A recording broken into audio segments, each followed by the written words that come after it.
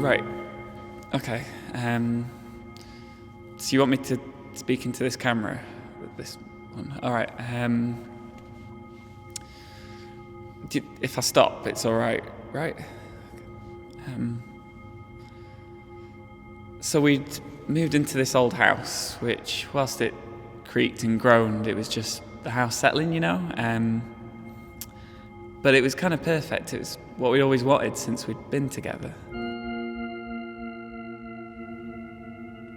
Well, that was until about 2 a.m. on Wednesday evening when he visited. I'd got up in the night to go to the Lune. Out there on our window, stood on our drive, was this tall, pale-skinned man. Well, I say man, but he didn't look like one. See, he had all the features of one, yeah, but each one was slightly distorted, as if it had been pulled, stretched taut across his skull like a mask. The face that he had was a face that he wore, not the one that was his. His eyes seemed to bulge out of his mask, ready to pop. They were so dry, like he hadn't even been blinking. Like there was no need to. All he did was stare, just watch and stare and grin. He just wouldn't stop grinning, like there were little fish hooks holding the corners of his mouth in place. As much as I stared, it never faltered, never dropped. That awful, awful grin, it just remained, that devil smile beaming in the dark moonlight.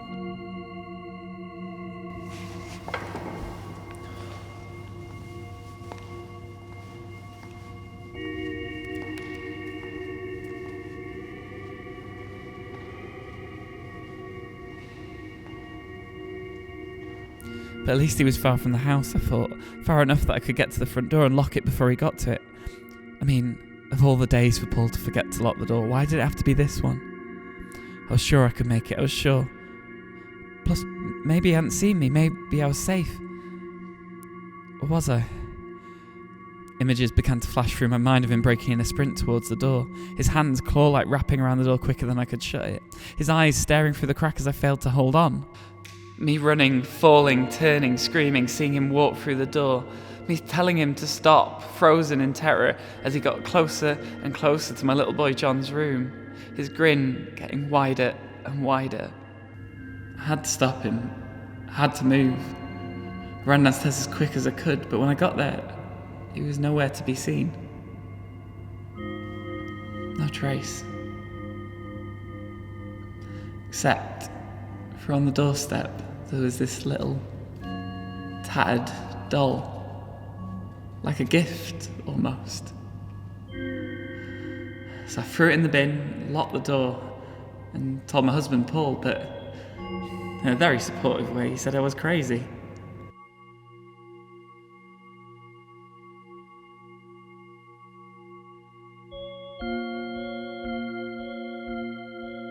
But I wasn't crazy.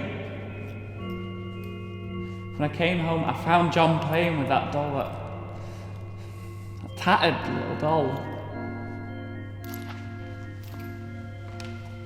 So I took it off him, much to his disgust, having grown quite attached to the thing in the hours that I'd been away, and I threw it away, this time in a nearby skip. Next morning, however, there it is, back in his arms, even though there was no way at all he could have gotten to it. So I take it from him, and I take it from him, and I take it from him, but each time, whether I destroy it, crush it, or even drown that fucking piece of wood, it appears once more in his arms. So what's more, each time I did, he becomes more and more attached to it, bursting into tears sometimes for days on end, not stopping until I give it back. Everyone told me to give it up, just let the kid have the doll, let him have some fun. When Paul gave me his ultimatum that it was either him or the doll, I had to, didn't I?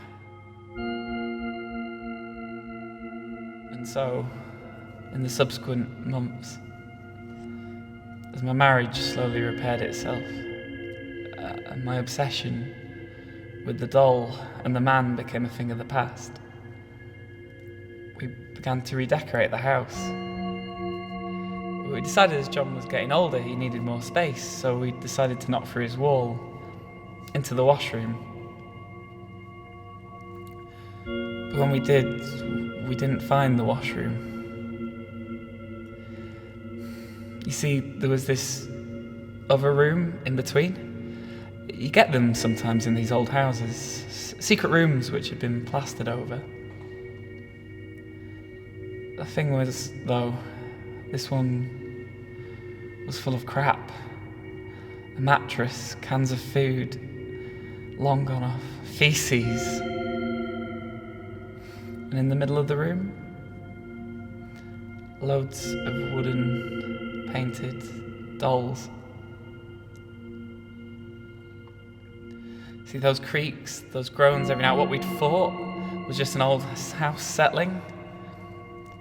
It was him. He'd never left. He'd been in that house ever since that night, watching, waiting.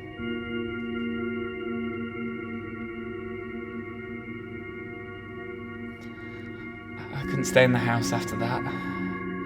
Whilst Paul tried to convince me out of it, I refused. So we moved to a little flat in the city where I guess I thought it was safe. A week into our new flat, I woke up to John screaming like I'd never heard him scream before. I ran into his room to see the doll on the floor, giggling and giggling and giggling. It got deeper and deeper, and as the voice changed, so did the doll. It began growing, its limbs stretching, its bones cracking into place. What had once before been wooden stumps now formed toes, scars, claws. The dull paint transformed into skin, human skin. Becoming stretched across the puppet's ever-growing frame. His face contorted and pulled, as if it was in the gravest pain imaginable, if there wasn't enough skin to cover the body, as if at any moment the skin would tear into pieces. And yet, even in this pain, it still continued to laugh and laugh. As I watched in horror, I began to realise the reality. That painted-on smile, that was his smile, and those dolls' eyes, they were his eyes. He had been the doll. He was the doll. He'd been there every second in the comfort of my son's arms, watching, waiting, in his bed. I froze. I couldn't move. And as I stood, rooted to the spot, all I could do was watch. Wait and watch as he learnt his skin once more, as he wrapped his bony hands around our little boy, as he picked up and with that same unfaltering grin, he jumped out the window.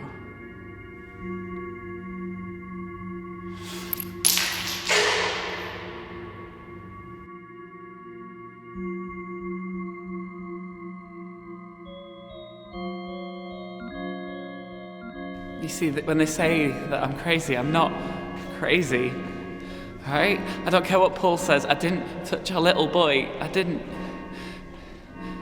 It was that man, ever grinning man, in the dark moonlight.